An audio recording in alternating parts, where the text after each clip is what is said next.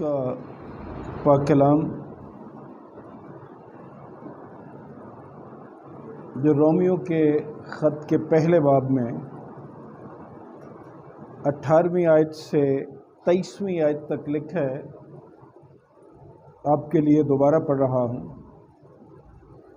Romeo के नाम पौलुस रसूल का ख़त 18वां बाब पहला बाब 18वीं आयत से 23वीं आयत तक दोबारा पढ़ूँगा। आज फिर मैं वही अफसोस करना चाहता हूँ जो तकरीबन पिछले 2-3 इतवार से कर रहा हूँ।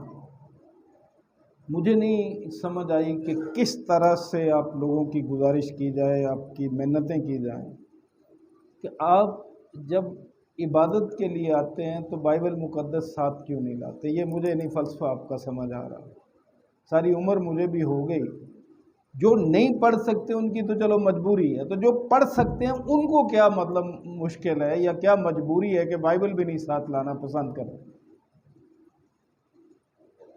आइए खुदावंद का पाक कलाम पढ़ें। पहले बाब की 18वीं आयत से लिखा है, क्योंकि खुदा का गज़ब उन आदमियों की बेदीनी और नाराज़गी पर आसमान से ज़ाहिर होता है जो हक़ को नाराज़गी से दबाए रखते हैं। क्योंकि जो कुछ खुदा की निस्बत मालूम हो सकता है वो उनके बातिन में ज़ाहिर है, इसलिए कि खुदा ने उसको उन पर ज़ाहिर कर दिया।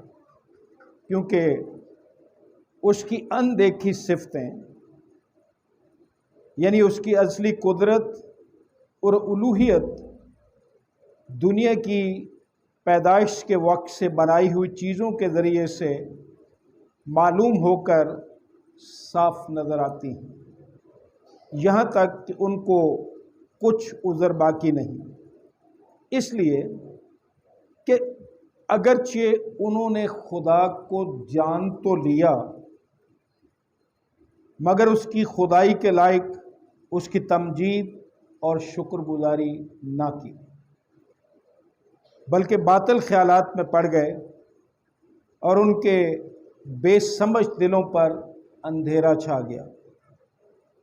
वो अपने आप को दाना जताकर बेवकूफ़ बन गए और गैर फ़ानी खुदा के जलाल को फ़ानी इंसान और परिंदों और चौपायों और कीड़े मकोड़ों की सूरत में बदल डाला। खुदावंद की बरकत उसके पाक कलाम के पढ़े और सुने जाने पर हो, आमीन। आइए एक दफ़ा फिर अपने सरों को खुदावंद के हुज़ूर झुकाएं। खुदावंद यीशु मसीह में हमारे रहीम बाप, हम बड़ी आजी और हलीमी के साथ तेरे फजल के तख्त के सामने आए हैं,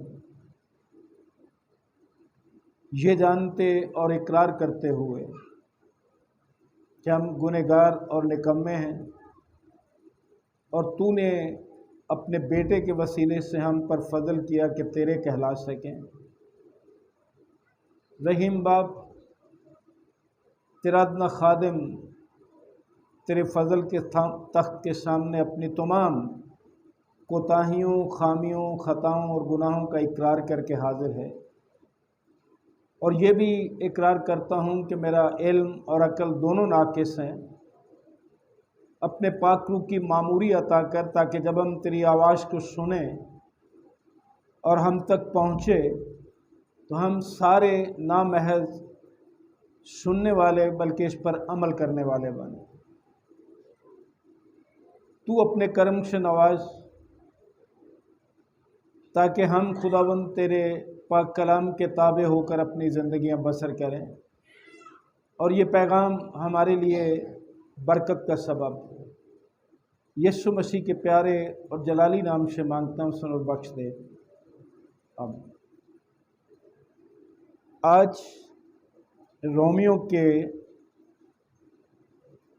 नाम ख़त के पहले बाब में जो कुछ हमने पढ़ा है 18वीं आयत से 32वीं आयत तक, इसमें आपके सामने जो वाज़े है, जो हमने पढ़ा है, کہ انسان خدا سے جدا کیوں ہوا،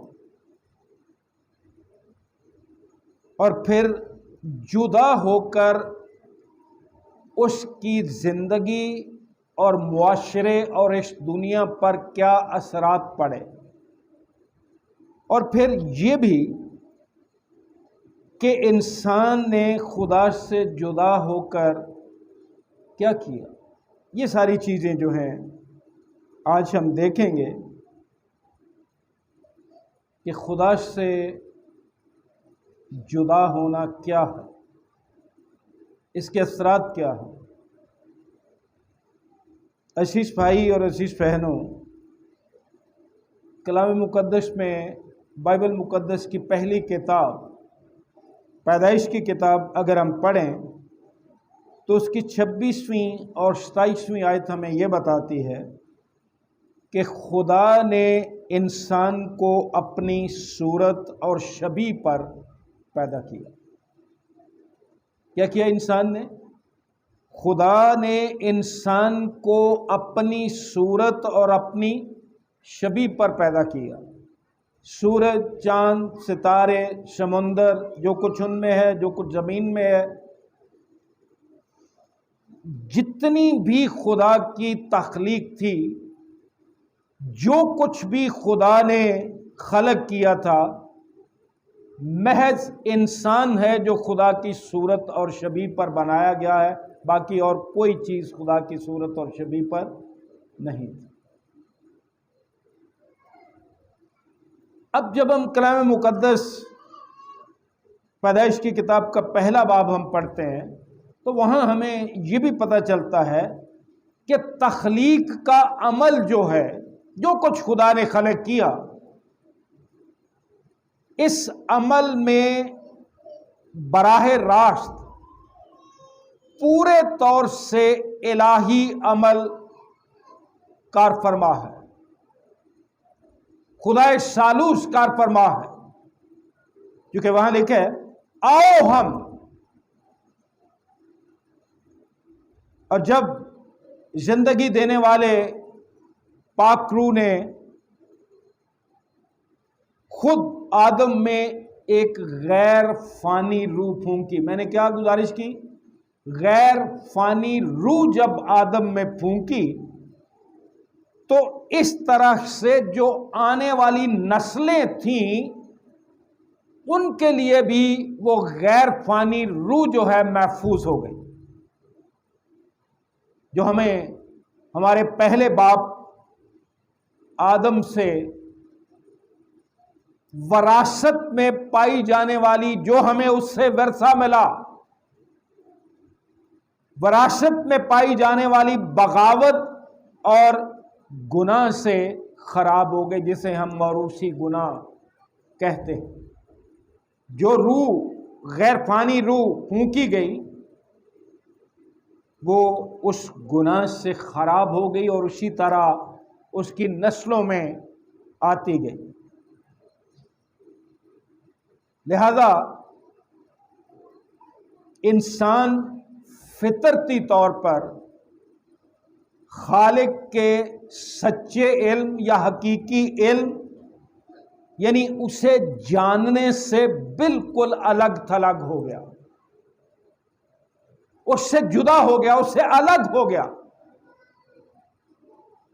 اور اس کی پاکیزگی، اس کی قدوسیت اور شفقت کا ایک طرح سے دشمن بن گیا انسان گناہ کے باعث۔ اور اگر ہم حقیقی طور سے جانیں اور جائزہ لیں تو انسان کی سوچ کے ساتھ ساتھ اس کے فیصلہ کرنے کی جو قوت تھی یا اس کی فیصلہ سازی جو تھی وہ بھی خدا سے جدا ہو گئی، اس نے اپنے الگ فیصلے کرنا شروع کر دیے، اور اس طرح خدا سے یہ جدائی یا علیحدگی یا دوری انسان کی زندگی کے سارے پہلوؤں کو متاثر کرتی ہے، سارے پہلوؤں پر اثر انداز ہو گئی جو ہم نے یہاں پڑھا۔ آگے چل کر ہم تفصیل بھی دیکھتے ہیں۔ خدا سے جدائی، جو ہمارا خالق تھا، شفیق اور مہربان خدا تھا، اس سے جدائی نے ہماری سمجھ بوجھ کو بھی بدل ڈالا، عقل کو بھی بدل ڈالا، اور خدا کی پاک مرضی کے خلاف ہماری بگڑی ہوئی روحانی خواہشات کی طرف ہمیں وہ عقل لے گئی۔ بگڑی ہوئی روحانی خواہشات کیا ہوتی ہیں؟ آدم کا گناہ ہم میں شریک ہے، موروثی گناہ، اور بہت سی ایسی خواہشات ہیں ہماری جو ہم سمجھتے ہیں کہ روحانی ہے، لیکن وہ کیا ہیں؟ بگڑی ہوئی، ان میں بگاڑ شامل ہے۔ سچے اور زندہ خدا کو جاننے اور اس کی عبادت اور پرستش کرنے کی بجائے لوگوں نے تخلیق شدہ چیزوں، دیکھو کتنے ہماری عقل بگڑ گئی۔ ہم نے فیصلہ کیا کیا؟ ہم نے خالق کو چھوڑ کر اس کی تخلیق شدہ چیزوں یعنی اس کی مخلوق سے پیار کرنا اور ان کی عبادت اور ان کی پرستش کرنا شروع کر دیا، ان کی پوجا کرنا شروع ہو گئے۔ 25ویں آیت میں یوں لکھا، اس لیے کہ انہوں نے خدا کی سچائی کو بدل کر جھوٹ بنا ڈالا اور مخلوقات کی زیادہ پرستش اور عبادت کی بنسبت اس خالق کے جو ابد تک محمود ہے۔ کیا گناہ کے اثرات دیکھو، ہماری عقل بگڑ گئی، ہماری سوچ بگڑ گئی، ہمارے فیصلے بدل گئے، بگڑ گئے، اور ہم خالق کے بجائے مخلوق کی سے پیار کرنا شروع ہو گئے اور اس کی عبادت اور پرستش کرنا شروع کر دیا۔ اور خدا سے یہ جدائی گناہ کے باعث انسان کی بگڑی ہوئی فطرت یا زندگی اور پھر اس بگڑی ہوئی دنیا بشمول مذہب بھی اس میں شامل ہے۔ کیوں بگڑ گیا؟ کیونکہ ہم نے خالق کو چھوڑ کر مخلوقات کی پرستش اور پوجا شروع کر دی۔ دراصل وہ خدا سے جدائی ہی ان ساری چیزوں کی کیا ہے؟ جڑ ہے۔ جھوٹ، فریب، دغا، بے ایمانی، ریاکاری، حسد، بت پرستی، خالق کو چھوڑ کر مخلوق کی پرستش، اس کی جڑ کیا ہے؟ خدا سے جدا۔ انسان جب خدا سے گناہ کے باعث جدا ہوا، یہ جو آیات میں نے آپ کے سامنے پڑھی تھیں 18ویں آیت سے 23ویں آیت تک، اس میں ہم یہ بھی دیکھتے ہیں کہ خدا سے دوری اور خدا سے جدائی ہمیں جھوٹے علم کی طرف لے گئی، تاکہ ہم جان ہی نہ سکیں کہ ہمارا خالق کون ہے اور کیسا ہے۔ آپ کہیں گے جی یہ آپ کیا کہہ رہے ہیں؟ ہم تو جانتے ہیں کہ ہمارا خالق کون ہے، یہ تو جس کو پوچھو گے وہی کہے گا۔ لیکن حقیقتاً یہ جدائی جو ہے اس کے باعث ہم نے اپنے خالق کو جاننے میں بھی غلطی کی، اسے پہچاننے میں بھی غلطی کی۔ اور آج دنیا کا اگر آپ پورے طور سے جائزہ لیں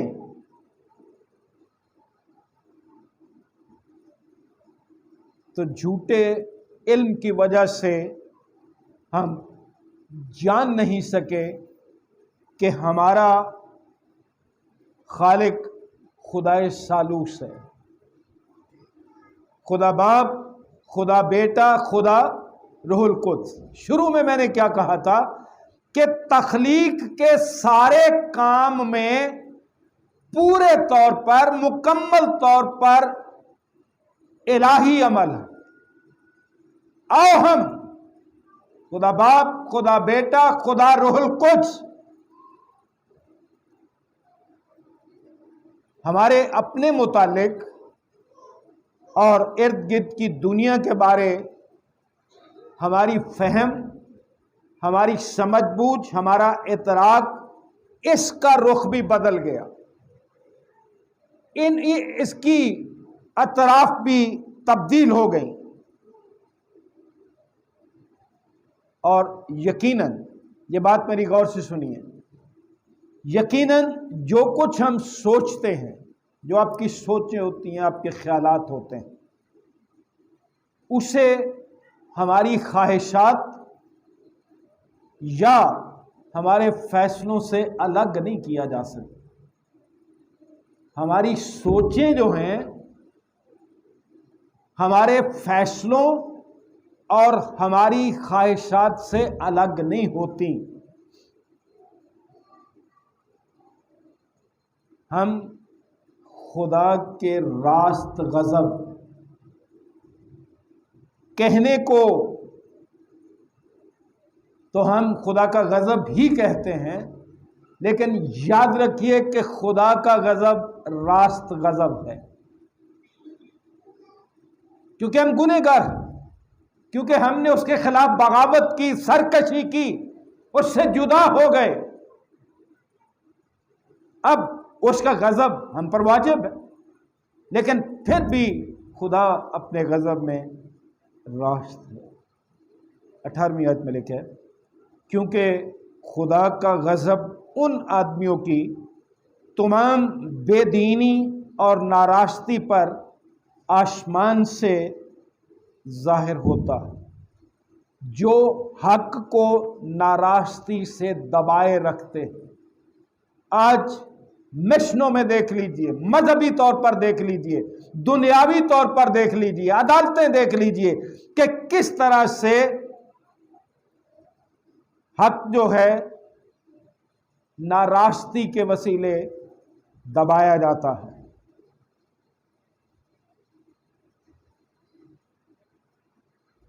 الہی مکاشفہ یعنی کلام مقدس نہ صرف ہمیں واضح طور سے یہ بتاتا ہے کہ ہمیں خدا کے بارے کیا جاننے کی ضرورت ہے، بلکہ یہ بھی بتاتا ہے کہ ہم کون ہیں اور ہمیں کیا ہونا چاہیے۔ خدا نے جب انسان کو پیدا کیا تو جس حالت میں ہم ہیں اس حالت میں پیدا کیا تھا؟ نہیں۔ پھر جب خدا نے سب کچھ تخلیق کیا تو وہاں پیدائش کی کتاب کے پہلے باب کی 31ویں آیت میں لکھا ہے، خدا نے نظر کی اور دیکھا کہ سب کچھ کیا ہے؟ اچھا۔ پھر بگاڑ کیسے ہو؟ گناہ، خدا سے جدائی، یہ سارا کچھ بگاڑ دیتی ہے۔ تو ہمیں آج سوچنے کی ضرورت ہے۔ خدا کا کلام بتاتا ہے واضح طور سے کہ ہمیں کیا جاننا چاہیے، اور وہ جاننا یہ ہے کہ ہم کون ہیں اور ہمیں کیا ہونا چاہیے۔ گناہ کے سبب، خدا سے جدائی کے سبب ہم گنہگار ہو گئے ہیں، اور ہمیں کیا ہونا چاہیے؟ ہمیں خدا کے بیٹے اور بیٹیاں ہونا چاہیے۔ اگرچہ جسمانی طور پر خدا ہمیں نظر نہیں آتا، پھر بھی ہم اور ہماری دنیا خدا کے جلال اور اس کی بزرگی کی خاطر تخلیق کی گئی۔ ہم اور یہ دنیا خدا کے جلال اور اس کی بزرگی کے لیے تخلیق کی گئی تھی۔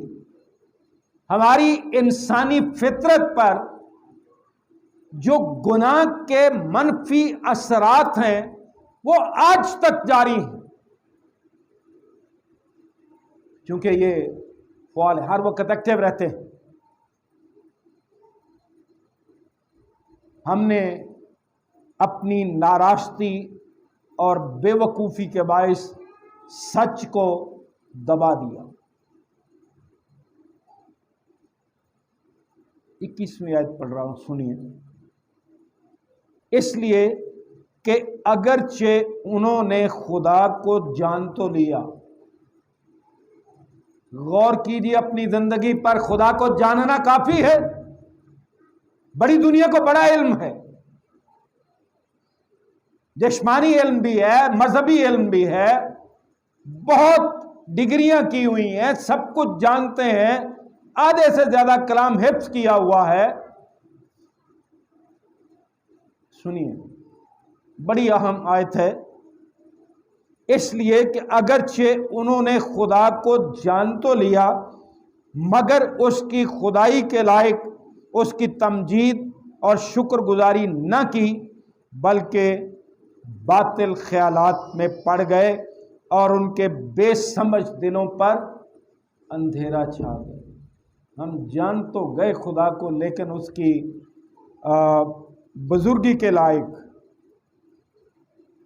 اور اس کی خدائی کے لائق نہ ہم نے اس کی تمجید کی، نہ اس کی شکر گزاری کی، بلکہ ہم باطل خیالات میں پڑ گئے۔ اس کی وجہ تھی یہ آیت خالق سے جدا ہو کر اس کے خلاف انسان کی جھوٹی خود مختاری کی مسلسل خواہش کو بیان کرتی ہے۔ باغ عدن میں واپس جائیے، سانپ آیا، اس نے کیا کہا تھا ہوا کو؟ تم خدا کی مانند بن جاؤ گے۔ انسان کی خواہش اس وقت سے آج تک یہی ہے کہ وہ کسی کے تابع کیوں ہو، وہ خود مختار ہے اپنی ذات میں۔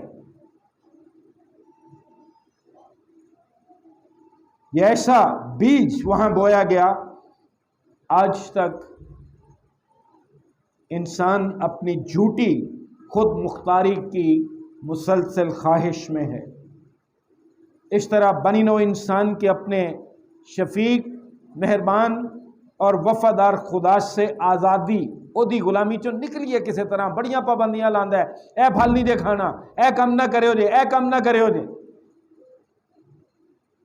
اس سے آزادی کی یہ خواہش انسان کے نہ صرف خدا کے بارے جھوٹے علم، بلکہ انسان کی خود اپنے اور اپنے ارد گرد کی دنیا کے بارے جھوٹے علم کا بھی یہ مسلسل بیان ہے۔ کیونکہ کلام مقدس یہ بتاتا ہے، اگر ہم یہی آیات جو ہیں ان کو پڑھیں، 24ویں سے 27ویں آیت تک پڑھیں تو سنیے کیا لکھا ہوا ہے۔ اس واسطے خدا نے ان کے دلوں کی خواہشوں کے مطابق، کیونکہ تھی چاہتے ہی نہیں ہو اندروں دلوں خدا مندی عبادت کرنا، بائبل پڑھ لینا، دعا مانگ لینا، پیغام سنا لینا، روزے رکھ لینا، چندے دے دینا، دہیکی دے دینا، بڑا اس کو سمجھتے ہو کہ ہم نے خدا پر احسان کر دیا، لیکن تمہارے دل کے اندر کی خواہش کچھ اور ہوتی ہے۔ جب تک یہ خدا کے ساتھ رفاقت میں واپس نہ آئیں ساری چیزیں، دعا، کلام پڑھنا، سنانا، روزے رکھنا، چندے دہیکی دینا، اس وقت تک یہ بیکار ہے۔ سنیے، اس واسطے خدا نے ان کے دلوں کی خواہش کے مطابق انہیں ناپاکی میں چھوڑ دیا، تاکہ ان کے بدن آپس میں بے حرمت کیے جائیں، اس لیے کہ انہوں نے خدا کی سچائی کو بدل کر جھوٹ بنا ڈالا۔ یہ خدا کی سچائی ہے، اس کا کلام، اس میں کیڑے نکالتے ہو، اس کو بدلنے کی کوشش کرتے ہو، اور اس میں سے وہ باتیں ثابت کرنے کی کوشش کرتے ہو جو نہ کبھی خدا کا منشا تھا، نہ کبھی خدا کی یہ رضا تھی۔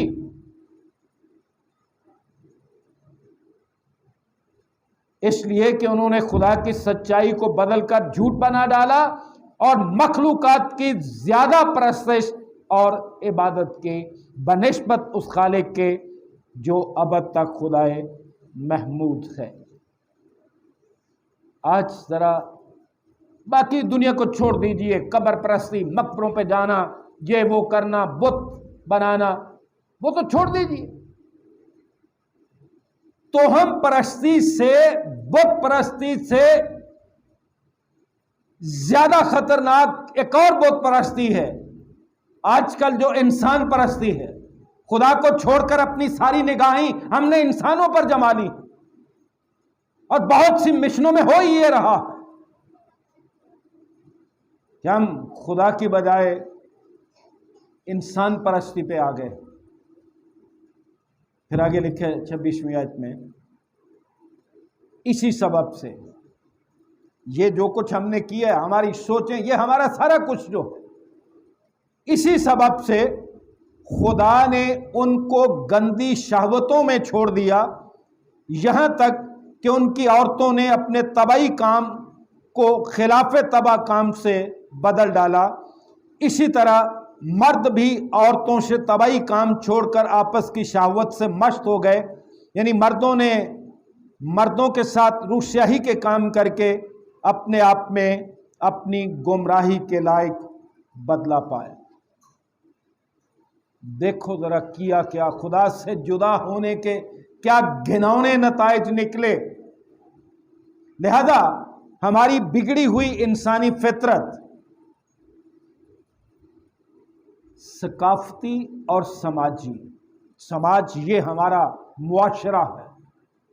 ثقافت، کوئی کہتا ہے کہ جی ہماری ثقافت میں، ہمارے علاقے میں یہ ہوتا ہے، یہ ہوتا ہے۔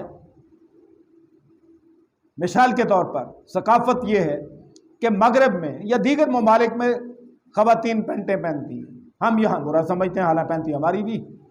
ہم یہاں سر پہ دوپٹے لیتے ہیں، وہ نہیں لیتی۔ اپنے اپنے کلچر کی بات ہے نا، یہ ثقافت۔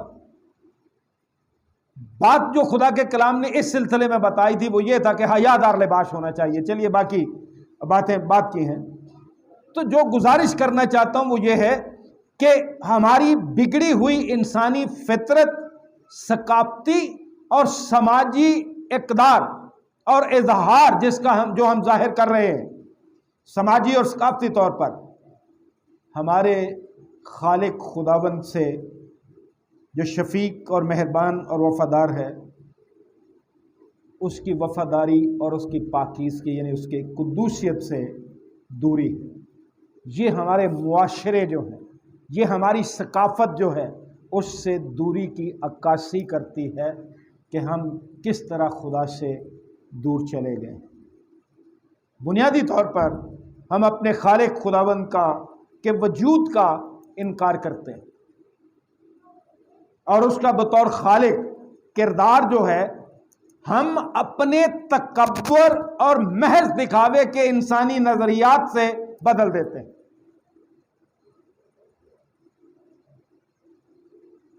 سوچو کہ ہم نے کیا کیا۔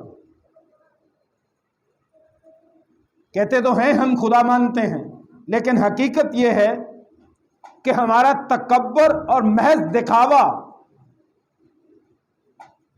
اس کے وجود سے انکار کے برابر ہے، اور اس طرح اپنے اور اس دنیا کی تخلیق کے بارے ہمارے جو نظریات ہیں محض انسانی نظریات سے بدل دیتے ہیں۔ بہت سی چیزیں ہیں جو کہی جا سکتی ہیں، ان گنت چیزیں ہیں، لیکن ایک چیز میں ضرور بیان کرنا چاہوں گا۔ آپ کو پتہ ہے کہ ایک جو ڈارون کی تھیوری ہے وہ کیا کہتی ہے کہ جی انسان پہلے بندر تھا یا بنمانس تھا، اس سے ترقی کرتے کرتے آج جو انسان کی حالت ہے وہ اس سے بدلتے اور ترقی کرتے ہوئے ہیں۔ یہ خدا سے کے وجود کا انکار نہیں ہے۔ انسان پرستی خدا کی بجائے انسان پرستی اور چیزوں کی پرستش، کیڑے مکوڑوں کی، پرندوں اور چوپایوں کی پرستش، یہ اس کے وجود کا انکار نہیں ہے۔ عزیز بھائیوں اور عزیز بہنوں، بطور مخلوق، چونکہ ہم مخلوق ہیں خدا کی، ہم اس کے مقصد کو رد کر دیتے ہیں۔ اس کا مقصد کیا تھا؟ ہم اس کی بزرگی، اس کی ستائش اور اس کی تمجید کریں، اس کی بزرگی کے لائق اس کی عبادت اور پرستش کریں، جس کے لیے اس نے ہمیں تخلیق کیا تھا۔ اور مجھے افسوس ہے، یہ جو آیات آپ نے دیکھی ہیں نا، 26ویں اور 27ویں آیت، اس پر کبھی غور کر کے دیکھیے کہ ہم کدھر چلے گئے۔ یہ خدا سے جدائی اور دوری ہی ہے کہ جس طرح سے ہم تخلیق کیے گئے تھے، ہم نے اس کے مقصد کو رد کر دیا ہے، اور اپنے طور پر ہم سمجھتے ہیں کہ ہمیں اپنی الگ نمایاں جنس اور کردار تبدیل کرنے کا پورا حق حاصل ہے۔ آپ کو پتہ ہے مائیکل جیکسن نے کتنے روپے لگا کے اپنی جنس تبدیل کروائی تھی؟ آج منڈے کڑیاں تے کڑیاں منڈے بنے پھرتے۔ کس کو حق ہے؟ یہ خدا سے دوری، اس سے جدائی ہی کا نتیجہ ہے کہ ہم نے اپنی الگ اور نمایاں جنس اور کردار تبدیل کرنے کا بھی ہم سمجھتے ہیں کہ ہمیں حق حاصل ہے، جبکہ یہ تو کام خدا کا ہے جس حالت میں وہ پیدا کرتا ہے۔ اسی لیے یہ 26ویں اور 27ویں آیت بڑا واضح کرتی ہے کہ ہمارا کردار ہو کیا گیا۔ سدوم اور عمورہ میں جا کے دیکھیے، پڑھ کے دیکھیے کہ وہاں بھی یہی کچھ ہوا تھا، اور ہم خدا کو دھوکہ دینے اور اسے دور رہنے کے لیے اس سے اور بھی طریقے ڈھونڈ لیتے ہیں۔ یہ ٹی وی کے آگے پانی رکھنا شروع ہو گئے، دعائیں کرنا شروع ہو گئے، یہ خدا سے دور ہونے کے نتیجے نہیں ہیں۔ پچھلے اتوار میں نے ایک جگہ پیغام دیا تھا، تو وہاں میں نے کہا مجھے جو 127واں زبور ہے اس میں خدا کا کلام یہ کہتا ہے، دیکھو اولاد خداوند کی طرف سے میراث۔ میں نے کہا اولاد کہاں سے آتی ہے؟ جی خداوند کی طرف سے میراث۔ تو میں نے کہا یہ جو ٹی وی والے کہتے ہیں، بتاتے ہیں، سناتے ہیں اور سنتے ہیں، سنانا تو چلو کم علمی ہو سکتی ہے، سننا تو کم علمی نہیں ہے نا، کہ میں اتنے اتوار آیا، میں اتنے جمعرات، اتنے بدھ میں نے دعا کری تو مجھے بیٹی مل گئی، مجھے بیٹا مل گیا۔ کلام کہتا ہے اولاد خداوند کی طرف سے میراث ہے، تم نے انسانوں کے پیچھے لگ گئے ہو۔ ہم نے اپنے حقیقی خالق خداوند سے دوری اور جدائی اختیار کر لی، اور آج تک ہم ایسا ہی کرتے آ رہے ہیں۔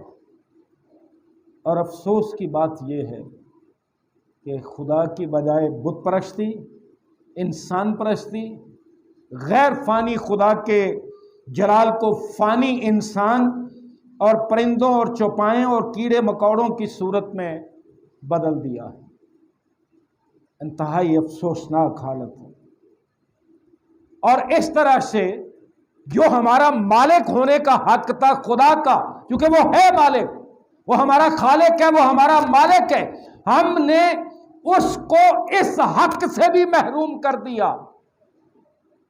ہم تو اسے اپنا مالک سمجھتے نہیں ہیں، ہم نے تو اپنا مالک ہی اور بنا لیا۔ کیڑے مکوڑے، انسان،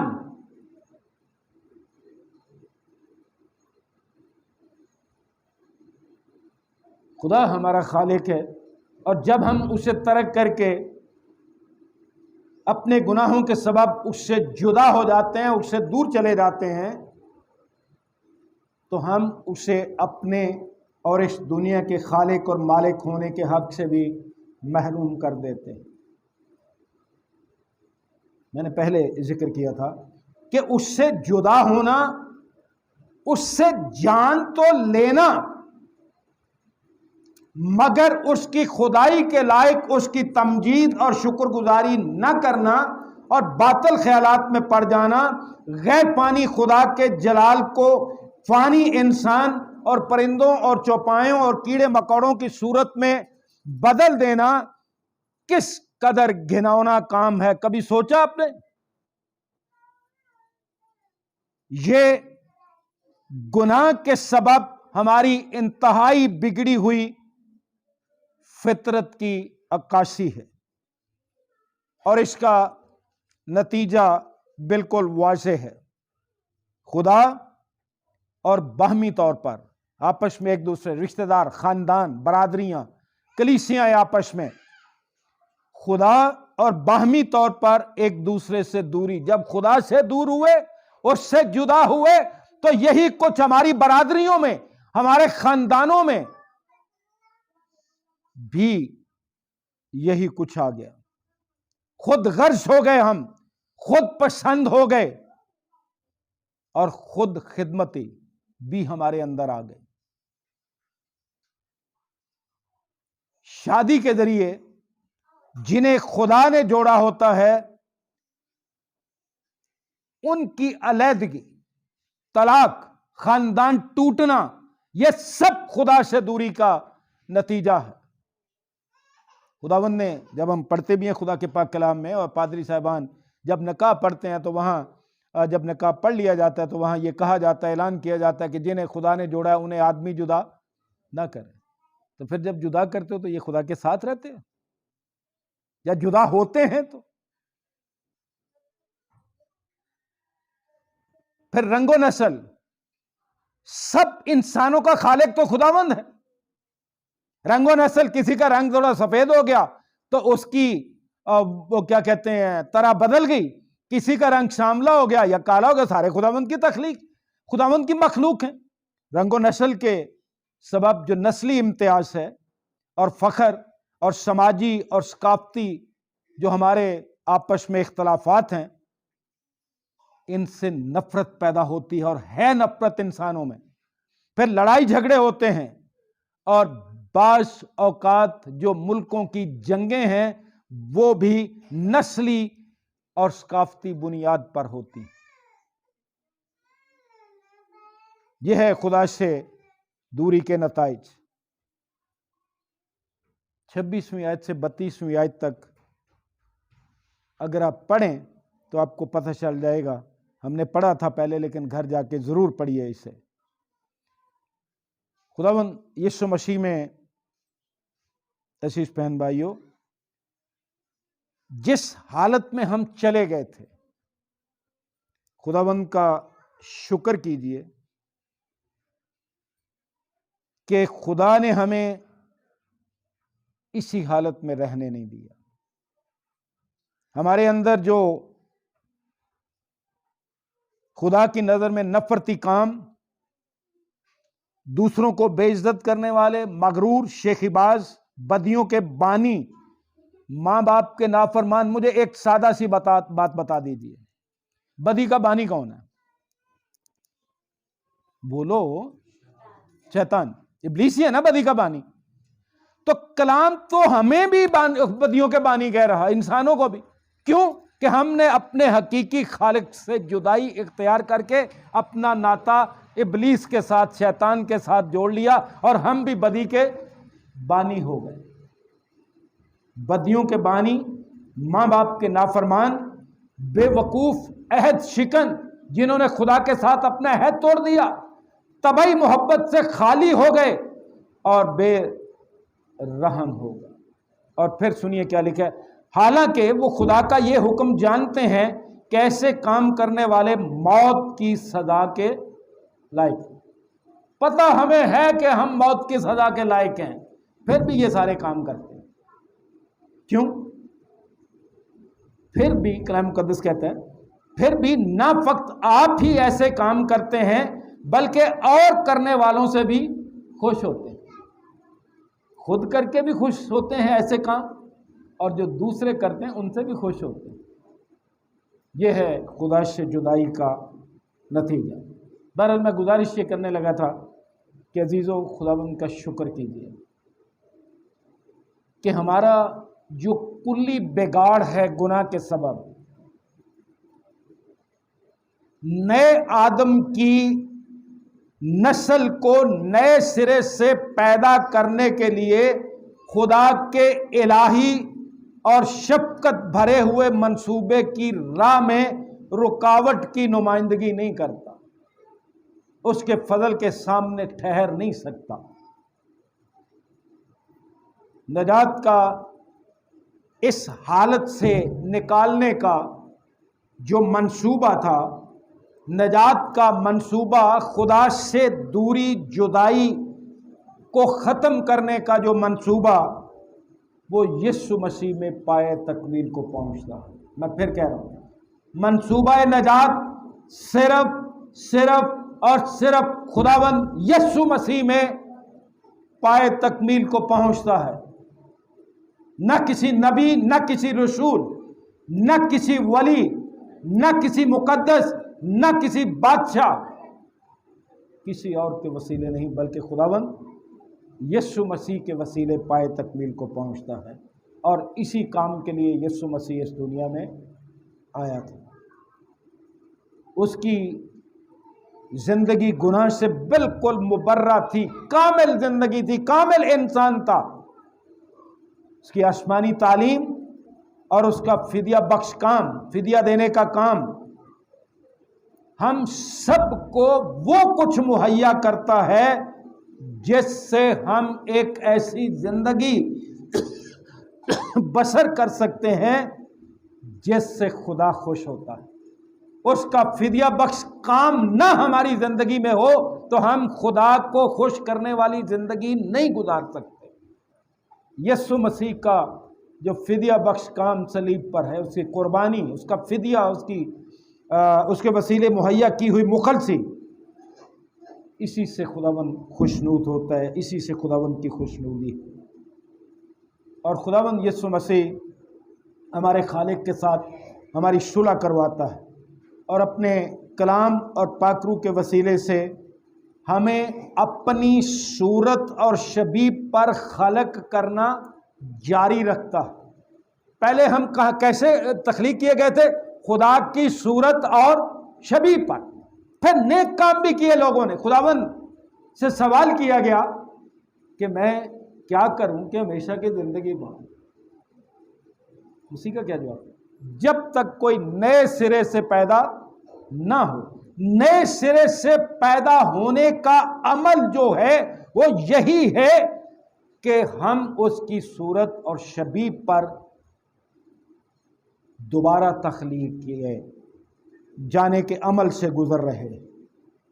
وہ آسمانی صورت اور شبیہ، خدا کی قدوسیت، اس کی پاکیزگی، اس کی شفقت کی وہ آسمانی صورت جو آدم گناہ میں گرنے سے پہلے رکھتا تھا، یسوع مسیح میں بحال ہو سکتی ہے، ورنہ اور کوئی ذریعہ ہے نہیں۔ میری دعا ہے خداوند ہم سبوں کو یہ برکت دے کہ ہم نہ محض اپنے خالق کو جاننے والے بلکہ اس کی خدائی کے لائق اس کی تمجید اور شکر گزاری کرنے والے بھی بنیں۔ کسی صورت بھی باطل خیالات میں نہ پڑیں، اپنے آپ کو دانا جتا کر بے وقوف نہ بنیں۔ خداوند سے دعا ہے کہ وہ ہمیں فضل بخشے تاکہ ہم کسی صورت بھی اپنے غیر فانی خدا کے جلال کو فانی انسان اور پرندوں اور چپائوں اور کیڑے مکوڑوں کی صورت میں نہ بدلیں۔ خداوند ہم سب کو برکت بخشے، آمین۔ آئیے اپنے سروں کو جھکائے دعا مانگیں۔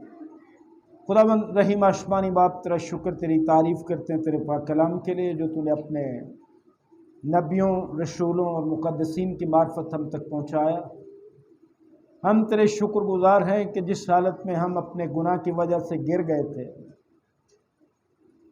تو نے ہمیں اس میں سے نکالنے کے لیے اپنے بیٹے کو اس دنیا میں بھیجا تاکہ وہ ہماری خاطر ہر طرح کا دکھ اٹھائے، اس لیے پر مارا جائے، تیسرے دن مردوں میں سے جی اٹھے اور آسمان پر تیرے داہنے ہاتھ جا بیٹھے تاکہ ہماری شفاعت کرے۔ بخش خداوند آسمانی باپ کہ تجھ خدائے واحد کو جانیں، اور نہ صرف جانیں بلکہ تیری خدائی کے لائق تیری پرستش کریں، تیری خداوند بزرگی کریں اور تیری تعریف اور تیری تمجید کریں، اور کسی صورت بھی تیرے جلال کو کیڑے مکوڑوں، چوپایوں اور پرندوں کی صورت میں نہ بن۔ روح القدس کے وسیلے سے قائلیت عطا کر کہ تجھے جانے کہ تو خدائے سالوس ہے، مہربان، رحیم، کریم، قہر کرنے میں دھیما، شفقت میں غنی ہے۔ تیرے تحمل کو نجات جانے، جنہوں نے یسوع مسیح کو قبول کیا ان کے لیے تیرے شکر گزار ہیں، جنہوں نے توبہ کی ان کے لیے تیرے شکر گزار، انہیں توبہ کے موافق پھل لانا سکھا، جنہوں نے توبہ نہیں کی ان کو بھی توبہ کا فضل عطا۔ اس کلام پر عمل کرنے کی توفیق بخش دے، یسوع مسیح کے نام سے۔